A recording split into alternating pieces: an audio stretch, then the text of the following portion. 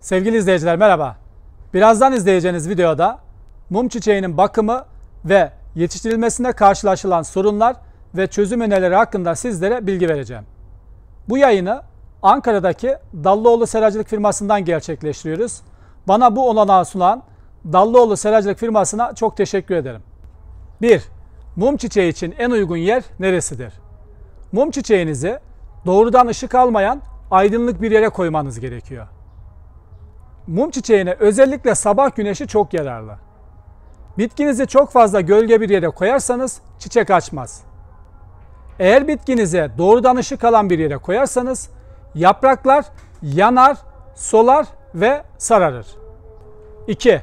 Mum çiçeğinin sıcaklık isteği nedir? Mum çiçeği 15 ile 30 santigrat derece arasında gelişme gösterir. Oda sıcaklığında yani özellikle 20 ile 24 santigrat derece arasında ise daha iyi gelişme gösterir. Kış aylarında sıcaklığın 10 santigrat derecenin altına düşmesi durumunda gelişme yavaşlar ve durur.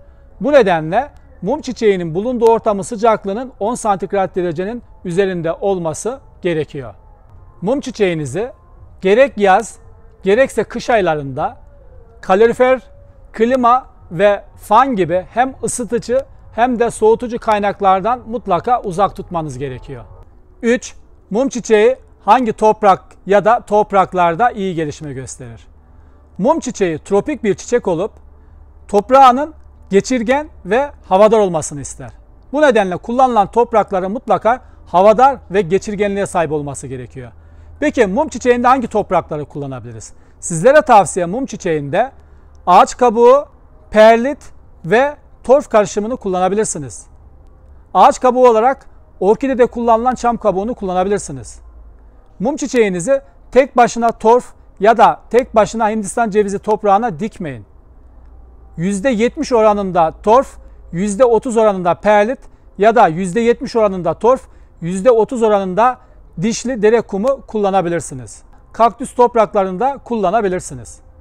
Toprağın çok fazla ağır yani suyu aşağıya doğru geçirmemesi durumunda kökleri çürür. Çünkü mum çiçeğinin kök sistemi çok zayıf. 4. Mum çiçeği ne zaman ve ne sıklıkta sulanır? Az önce bahsetmiştim. Mum çiçeği toprağının geçirgen ve havadar olmasını ister.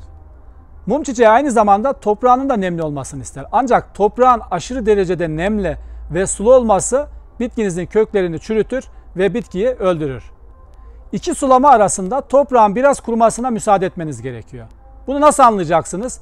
Parmağınızı üstten itibaren saksıya 3-4 cm derinliğe sokun ve toprağın kuruyup kurumadığını kontrol edin. Toprak biraz kuruysa sulamayı yapabilirsiniz. Toprak hala nemini korumuşsa o zaman sulamayı biraz daha geciktirebilirsiniz. Bildiğiniz üzere mum çiçekleri genellikle sonbahardan itibaren yani Ekim ayından Şubat ayına kadar dinlenme dönemine girerler. Dolayısıyla bu dönemde sulamanın mutlaka azaltılması gerekiyor. Mum çiçeğinizi üstten sulamanızı tavsiye ediyoruz. Üstten su verdiğinizde alttaki saksı deliklerinden mutlaka suyun çıkmasını beklemeniz gerekiyor. Mum çiçeklerinizi daldırma usulü ile yani bir leğenin içerisine su koyup saksıyı suyun içerisine koymayı yani daldırma usulüyle sulamayı kesinlikle tavsiye etmiyoruz. Neden? Çünkü kökler aşırı suya çok fazla hassas. Ayrıca mum çiçeğini çok fazla sularsanız, özellikle çiçekli dönemde çok fazla sularsanız çiçeklerin dökülmesine neden olursunuz. O nedenle iki sulama arasında toprağın biraz kurumasına müsaade etmeniz gerekiyor. Kış aylarında mum çiçeğini fazla sularsanız yapraklar dökülür. Yaz aylarında havanın çok sıcak olduğu günlerde ya da aylarda mum çiçeğinizin yapraklarına dinlendirilmiş suyu fısfıs ile püskürtüp bitkinizi nemlendirebilirsiniz. Mum çiçeğini soğuk su ile sulamayın. Mum çiçeği soğuk su ile sulamaya oldukça hassas. Bunun için mutlaka oda sıcaklığında yani 20-22 derece sıcaklığında sulama suyuyla sulamanız gerekiyor. Bunun için suyunuzu alıp oda koşullarında dinlendirdikten sonra bitkilerinizi sulayabilirsiniz. 5. Mum çiçeğine hangi gübreleri ne sıklıkta vermemiz gerekiyor? Mum çiçeğini Nisan ve Eylül ayları arasında gübreleyin. Ve ayda sadece bir kez gübre verin. Mum çiçeğinizi çok fazla gübrelerseniz bitkiniz çiçek açmaz ya da açan çiçekleri dökülür. Buna özellikle dikkat etmemiz gerekiyor. Bitki Nisan ayından itibaren aktif büyümeye başladığında çiçeklenmeyi teşvik etmek için özellikle fosfor içeriği yüksek olan gübreleri kullanmanızı tavsiye ediyoruz. 5-10-5 gibi, yani ortadaki değer fosforu gösteriyor. Fosfor içeriği yüksek olan gübreleri kullanmanızı tavsiye ediyoruz. 6. Mum çiçeği budanır mı? Budanırsa nasıl bir budama yapmamız gerekiyor? Mum çiçeklerinde düzenli budama yapılmaz. Mum çiçeklerinde özellikle gerek genç gerekse yaşlı bitkilerde, bakın burada gördüğünüz gibi uzun dalları kesinlikle kesmemeniz gerekiyor. Neden? Çünkü mum çiçeğinde çiçekler yaprak koltuklarından çıkan sürgünlerde açıyor. Bakın yaprak koltuklarından sürgünler çıkıyor ve çiçekler bu yeni çıkan bu koltuklardan çıkan sürgünlerde çiçek açıyor. O nedenle ya uzun saplı, ya buradaki gibi yapraklı olabilir, uzun saplı olabilir, ya da burada gördüğünüz gibi bakın yine uzun bir dal ve uç kısmında yaprak yok. Dolayısıyla hem yapraklı uzun sapları hem de yapraksız ince ya da kalın fark etmiyor. Uzun sapları kesinlikle kesmemeniz gerekiyor. Çünkü çiçekler burada oluşacak yaprakların koltuğundan çıkan sürgünlerde olacak. Buna özellikle dikkat etmemiz gerekiyor. Şu an bizim bitkimizde çiçek yok, ancak az önce bahsetmiştim. Mum çiçeğinde çiçekler yaprak koltuklarından süren sürgünlerin uç kısımlarında oluşuyor. Eğer mum çiçeğinizde çiçekler oluşmuşsa, çiçekler döküldükten sonra buradan çıkan sürgünü kesinlikle kesmemeniz gerekiyor. Neden? Çünkü mum çiçeğinde buradan çıkan sürgünlerde bir sonraki yıl aynı dallarda çiçek açıyor. Dolayısıyla bu dalı kesmeniz durumunda siz bir sonraki yıl çiçek açacak dalı da bitkinizden kesmiş, atmış oluyorsunuz. O nedenle çiçek açılıp döküldükten sonra çiçek açan dalı kesinlikle kesmemeniz gerekiyor. Çiçekleri açıldıktan sonra ve solduktan sonra sadece parmağınızla çiçeklere dokunup çiçekleri düşürmeniz yeterli. Bunun dışında eğer bitkiniz çok fazla uzuyorsa boy kontrolü yapmak amacıyla bitkinizin uç kısmını koparabilirsiniz. Yine bitkinizde sararmış solmuş yapraklar ya da kuru dallar varsa bu dalları da uzaklaştırabilirsiniz. 7. Mum çiçeği nasıl çoğaltılır? Mum çiçeği çelikle çoğaltılır. Peki çelikleri ne zaman almalıyız ve nasıl hazırlamalıyız? Çelikler genellikle ilkbaharda bitki aktif büyümeye başladıktan sonra alınır. Ve genellikle de olgun gövde, olgun dallardan alınıyor. Mum çiçekleri çeliklerinin en az bir yaprak çifti içermesi gerekiyor ve 7 ile 15 cm arasında uzunlukta olabilir. Genellikle çelik almada tavsiyemiz çeliklerinizi Haziran ve Temmuz aylarında almanız. Çünkü bu dönemlerde alınan çelikler daha kolay kökleniyor. Peki çelik nasıl alınır? Şimdi size onu göstermek istiyorum. Bakın burada bir bitkimiz, bakın olgun, gelişkin bir bitki ve dalımızda olgun bir dal. Çelik alırken alttaki bakın yaprakları burada görüyorsunuz. Yapraklar karşılıklı dizilmiş. Çelik alırken yaprağın altından ve diğer yaprağın bir yarım santimetre üzerinden eğik kesmeniz gerekiyor. Bakın bunu kestim. Şurada dalımın bir fazlalık kısmı vardı. Bakın bunu buradan da kesiyorum ben. Bakın bir yaprak çifti aldı. En az bir yaprak çifti içermesi gerekiyor.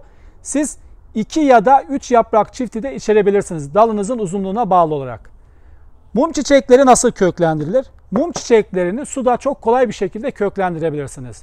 Bir su bardağına su koyun ve çeliğinizi suyun içerisine koyun. Burada yaprakların suya değmemesine dikkat edin.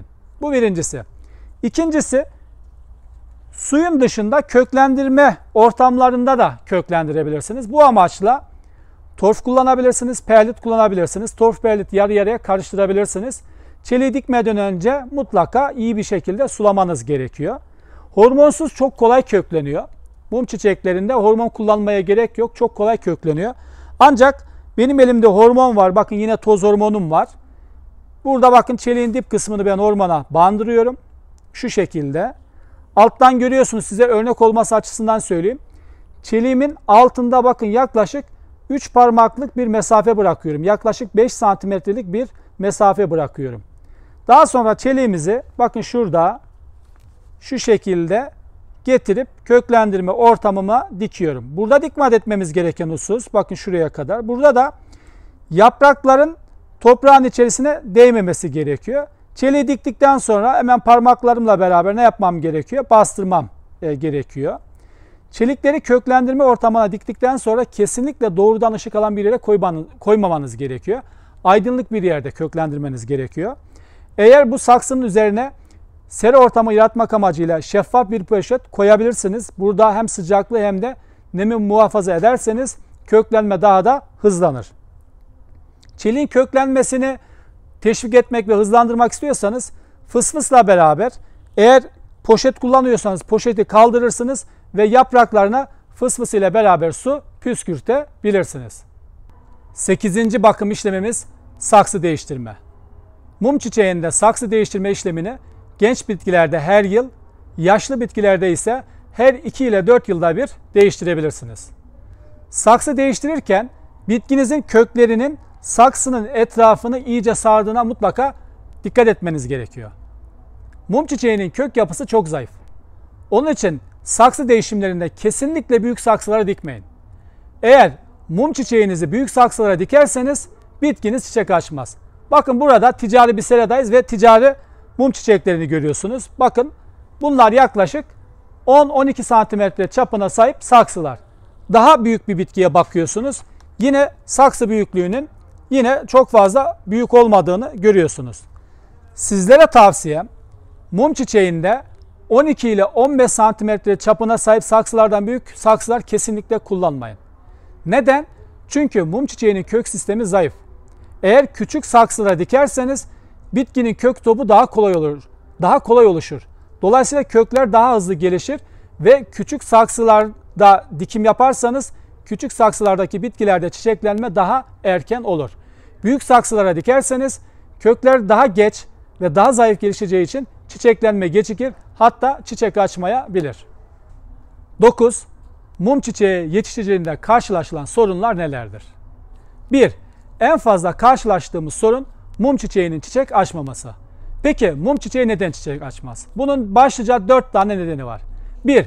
Bitkiniz yeterli ışık almıyordur. Yani ışık yetersizdir. Bunun için mutlaka bitkinizi sabah güneşi alan bir yere koymanız gerekiyor. Bitkiniz yetersiz ışık alıyorsa yaprakları hem küçük olur hem de solgun olur. İkinci neden, bitkinizi büyük saksıya dikerseniz az önce de bahsetmiştim, çiçek açmaz. Saksı büyüklüğünün yani saksı çapının 12 ile 15 santimetreyi kesinlikle geçmemesi gerekiyor. Üçüncü neden aşırı sulama. Mum çiçeğinizi çok fazla sularsanız çiçek açmaz. Dördüncü neden fazla gübreleme. Ne demiştik? Mum çiçeğini Nisan ile Eylül ayları arasında ayda sadece bir kez gübreleyin. Daha fazla yani daha sık ve daha yüksek miktarda gübre verirseniz mum çiçeğiniz çiçek açmaz. Diğer önemli bir sorun, mum çiçeğinde tomurcuklar çiçek açmadan neden dökülür? Bunun başlıca 3 tane nedeni var. 1. Bitkiniz uzun süre susuz kalmış olabilir. 2. Bitkinizi uzun süre aşırı sulamış olabilirsiniz. Üçüncüsü ve en önemlisi, bitkinizde tomurcuklar oluşmaya başladıktan sonra bitkinizin yönünü kesinlikle değiştirmeyin. Bitkinizi hareket ettirmeyin. Eğer bitkinizin yönünü değiştirir ve bitkinizi hareket ettirirseniz çiçek tomurcukları kesinlikle dökülür. Mum çiçeğinizin yaprakları yanıyor ve kızarıyorsa bunun nedeni bitkinizin çok fazla ışık alması ve doğrudan ışık almasıdır. Bunu önlemek için bitkinizi doğrudan ışık almayan aydınlık bir yere koymanız gerekiyor. Diğer bir sorun, mum çiçeğinin yaprakları neden büzüşür? Bunun ana nedeni su ve nem eksikliğinden. Diğer bir sorun, mum çiçeğinin yaprakları neden yumuşar? Bunun da 2 tane nedeni var. 1. Fazla sulama. 2. Yetersiz sulama. Diğer önemli bir sorun da bitkinizin fazla boylanması ve boğum aralarının yani yaprakların arasının uzun olması. Peki bunun nedeni nedir? Bitkiniz çok fazla uzuyor ve boğum araları da çok fazla uzuyorsa bunun ana nedeni bitkiniz yeterli ışık almıyordur.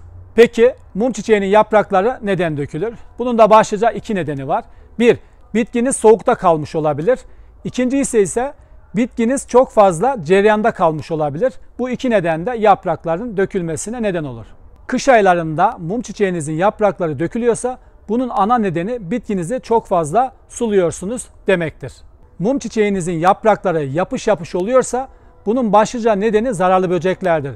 Özellikle yaprak bitleri ve unlu bitler fumajın salgılayarak, yani salgı yaparak yaprakların üzerinin yapış yapış olmasına neden olurlar. Mum çiçeğinde en fazla karşılaştığımız zararlı böcekler yaprak bitleri, unlu bitler ve kırmızı örümcekler. Bu zararlı böceklere karşı özellikle unlu bit ve yaprak bitlerine karşı Arap sabunu, okaliptüs yağı, nim yağı yani tesbih ağacı yağını kullanabilirsiniz. Kimyasal ilaç olarak yaprak bitleri ve unlu bitlere karşı, özellikle yaprak bitlerine karşı Confidor, Mosplan ve Desis. Unlu bite karşı ise Malathion ve Movento isimli ilaçları kullanabilirsiniz. Kırmızı örümceklere karşı ise 1. Agrimek, 2. Fluoramide, 3. Kanamite, 4.